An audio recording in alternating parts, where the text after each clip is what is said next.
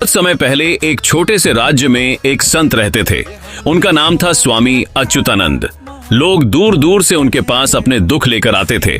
उसी राज्य के एक गांव में गौरी नाम की एक साधारण स्त्री रहती थी। वह गरीब थी, लेकिन उसका हृदय बहुत पवित्र था। पूरे गांव में कोई भी भूखा हो तो गौरी अपने घर का आखिरी अनाज भी उसे खिला देती थी। गांव के लोग कहते थे, जिस घर में गौरी का आशीर्वाद हो वहां कभी दुख नहीं आता। लेकिन उसी गांव में एक जमींदार भैरव सिंह भी रहता था। वह बहुत घमंडी और क्रूर था। उसे गरीबों से नफरत थी। एक दिन भैरव सिंह ने गांव के लोगों से कहा, आज से जो भी मेरे खेत में काम नहीं करेगा उसे गांव से निकाल दिया जाएगा। गांव वाले डर गए, पर गौरी ने कहा, गरीबों पर अत्याचार मत करो, भगवान सब देख रहे हैं। भैरव सिंह हंस पड़ा, तुम मुझे भगवान से डराओगी? एक गरीब औरत मुझे सीख देगी? उसने गुस्से में गौरी को सबके सामने अपमानित किया और उसे गांव से निकालने का आदेश दे दिया।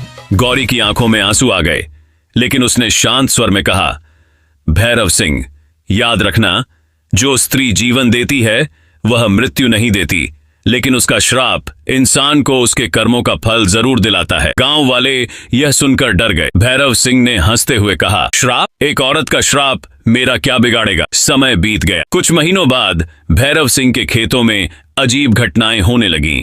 फसल सूखने लगी, पशु बीमार पड़ने लगे, घर में झगड़े बढ़ने लगे। भैरव सिंह परेशान हो गया। तब किसी ने उसे सलाह दी, राज्य के संत स्वामी अच्युतानंद के पास जाओ। भैरव सिंह उनके पास गए। स्वामी ने उसकी कहानी सुनी और शांत होकर बोले, तुमने एक स्त्री का अपमान किया, और वह स्त्री साधारण नहीं। जिसका हृदय करुणा से भरा हो उसका श्राप प्रकृति भी सुनती है। भैरव सिंह घबरा गया। वह बोल, स्वामी जी, अब क्या करूं?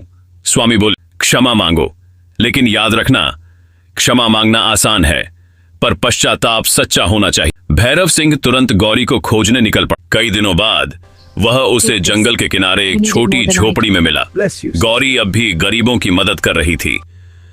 भैरव सिंह उसके पैरों में गिर पड़ा।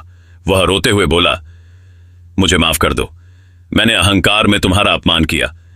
गौरी ने शांत आंखों से उसकी ओर देखा। वह बोली, मैंने तुम्हें श्राप नहीं दिया था, मैंने सिर्फ सत्य कहा था। स्त्री जीवन देती है, मृत्यु नहीं। लेकिन जब किसी का अहंकार बढ़ जाता है तो उसके कर्म ही उसका दंड बन जाते हैं। भैरव सिंह की आंखों से आंसू बहने लगे। उस दिन के बाद उसने अपने खेत गरीबों के लिए खोल दिए। गांव में फिर से खुशहाली आ गई। लोग कहते हैं, उस दिन भैरव सिंह ने पहली बार समझा कि सबसे बड़ा श्राप किसी स्त्री का नहीं, बल्कि इंसान का अपना अहंकार होता है।